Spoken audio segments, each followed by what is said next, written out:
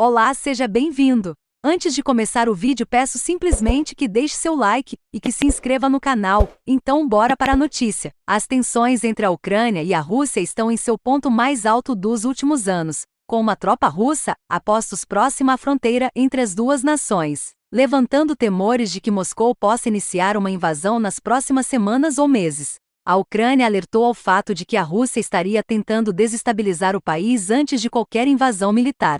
Autoridades ocidentais aconselharam repetidamente a Rússia nas semanas recentes contra avanços mais agressivos. O Kremlin nega estar planejando um ataque e nega que o apoio da OTAN, Organização do Tratado do Atlântico Norte, à Ucrânia, que inclui maiores suprimentos de armamento e treinamento militar, constitua uma ameaça crescente ao flanco oeste da Rússia. Qual é a situação atual na fronteira? Os Estados Unidos e a OTAN descreveram os movimentos e concentrações de soldados dentro e ao redor da Ucrânia como incomuns. Cerca de 100 mil soldados russos permanecem acumulados na fronteira ucraniana, apesar de alertas do presidente dos Estados Unidos, Joe Biden, e líderes europeus para sérias consequências no caso de Vladimir Putin avançar com uma invasão. Os serviços de inteligência norte-americanos estimaram que a Rússia poderia começar uma ofensiva militar na Ucrânia, tão logo quanto o início de 2022. No final de 2021, fotos feitas por satélites revelaram aparelhagem russa, incluindo armas autopropulsionadas, tanques de guerra e veículos de infantaria, em movimento em uma área de treinamento a cerca de 300 quilômetros da fronteira. Poucas outras informações foram divulgadas ao público para endossar as alegações ocidentais de um aumento da ameaça. Muitas das bases militares da Rússia estão a oeste do vasto país, a direção onde a maioria das ameaças chega, como sugere a história. O ministro da Defesa da Rússia disse em 1 de dezembro que havia começado seus treinos militares tradicionais de inverno na região sul, parte que divide fronteira com a Ucrânia. Os exercícios envolvem mais de 10 mil soldados, disse. Enquanto isso, as regiões Donetsk e Luz, áreas da divisão com a Rússia, conhecidas como Donbas, estão sob controle de separatistas apoiados pelos russos desde 2014.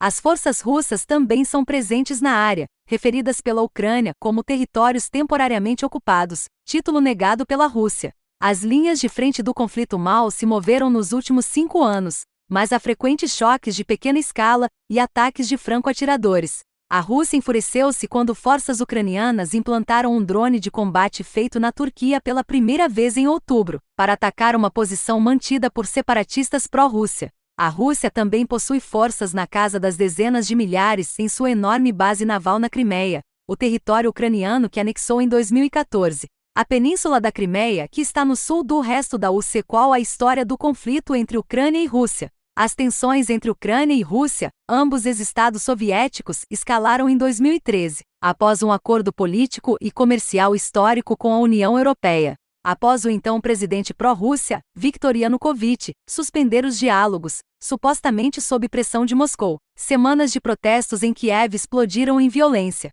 Então, em março de 2014, a Rússia anexou a Crimeia, uma península autônoma no sul da Ucrânia, com lealdade forte à Rússia, com o pretexto de que estaria defendendo os interesses locais e dos cidadãos de herança russa. Primeiramente, milhares de soldados de herança russa, apelidados de pequenos homens verdes, e posteriormente reconhecidos por Moscou como soldados russos, invadiram a península da Crimeia. Dentro de dias, a Rússia completou sua anexação em um referendo que foi apontado pela Ucrânia e por vários outros países como ilegítimo.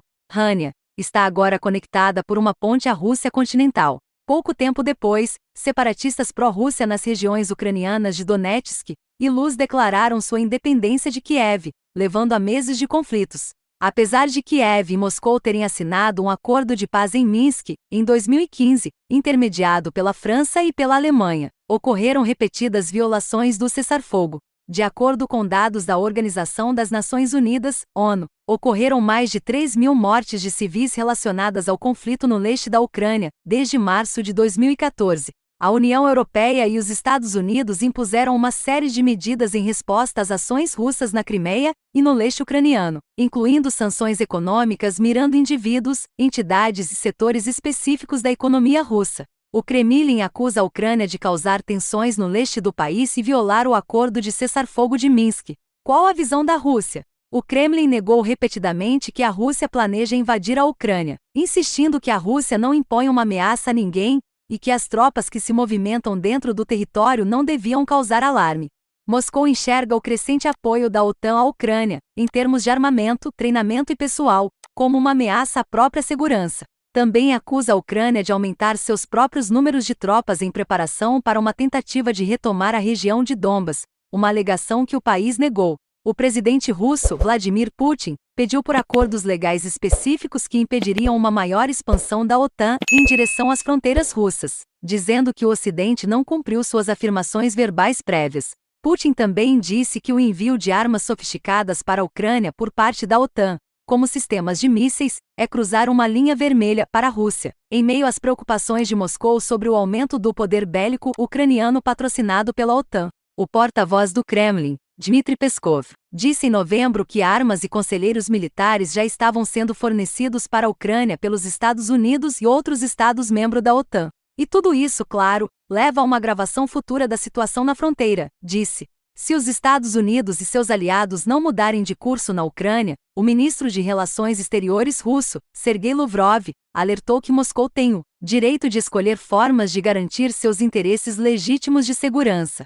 Qual a visão ucraniana? O governo ucraniano insiste que Moscou não pode impedir Kiev de construir laços mais próximos com a OTAN, caso queira. A Rússia não pode impedir a Ucrânia de se aproximar da OTAN e não tem direito de ter voz em discussões relevantes, disse o ministro de Relações Exteriores em posicionamento à CNN, em resposta a pedidos russos de que a OTAN pare seu avanço na direção leste. Quaisquer propostas russas para discutir com a OTAN ou os Estados Unidos as tão ditas garantias de que a aliança não se expandiria para o leste são ilegítimas, acrescentou. A Ucrânia insiste que a Rússia está buscando desestabilizar o país, com o presidente, Volodymyr Zelensky, dizendo recentemente que um planejamento de golpe, envolvendo russos e ucranianos, foi descoberto. O ministro de Relações Exteriores da Ucrânia, Dmytro Kuleba, avisou que um golpe poderia ser parte do plano russo anterior a uma invasão militar. A pressão militar externa anda de mãos dadas com a desestabilização doméstica do país, ele disse.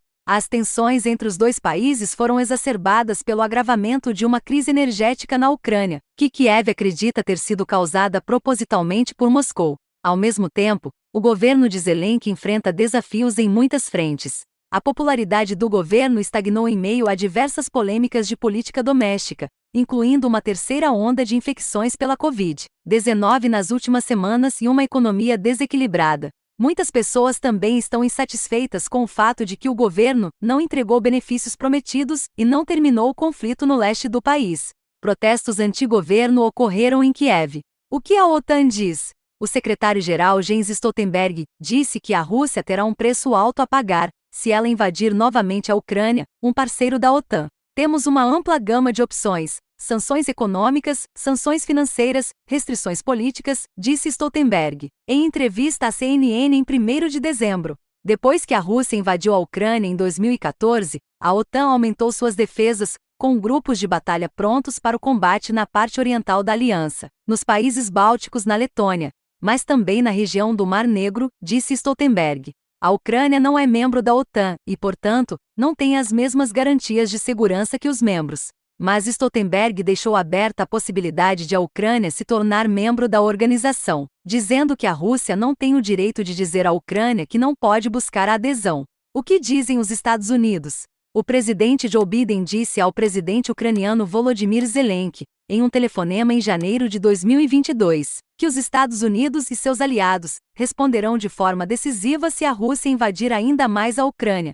Os dois falaram poucos dias depois de Biden ter instado Putin a aliviar a crise na fronteira, e antes que autoridades russas e americanas se encontrem pessoalmente em Genebra no final deste mês. O secretário de Estado, Antony Blinken, também alertou a Rússia que qualquer agressão pode desencadear consequências graves. Os Estados Unidos entregaram cerca de 450 milhões de dólares em assistência à segurança para a Ucrânia em 2021, disse o Pentágono, incluindo um pacote de armas pequenas e munições em dezembro. O governo Biden também ponderou o envio de conselheiros militares e novos equipamentos, incluindo armamento mais substancial, à Ucrânia para se preparar para uma possível invasão, disseram fontes familiarizadas com as deliberações à CNN em novembro. O governo Obama foi pego de surpresa quando a Rússia invadiu a Crimeia em 2014 e apoiou uma insurgência na região de Donbas.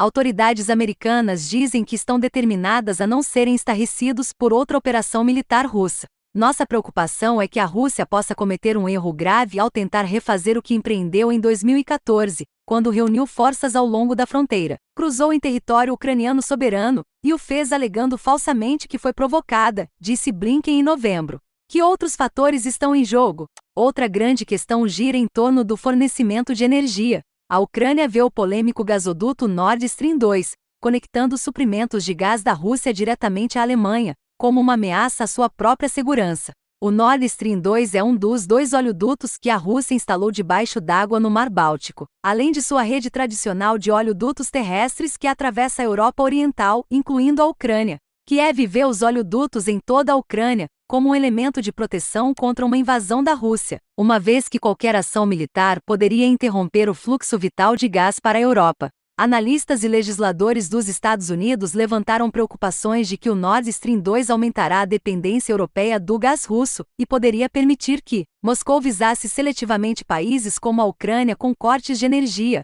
sem interrupção mais ampla do abastecimento europeu. Contornar os países do leste europeu também significa que essas nações seriam privadas das lucrativas taxas de trânsito que a Rússia pagaria de outra forma. Em maio de 2021, a administração Biden renunciou às sanções contra a empresa por trás do Nord Stream 2, dando-lhe o sinal verde. Autoridades americanas dizem que a medida é do interesse da segurança nacional dos Estados Unidos, pois busca reconstruir relações desgastadas com a Alemanha. Em novembro, os Estados Unidos impuseram novas sanções a uma entidade ligada à Rússia e a um navio ligado ao Nord Stream 2. Alguns senadores americanos pediram a imposição de mais sanções para impedir a Rússia de usar o oleoduto como arma.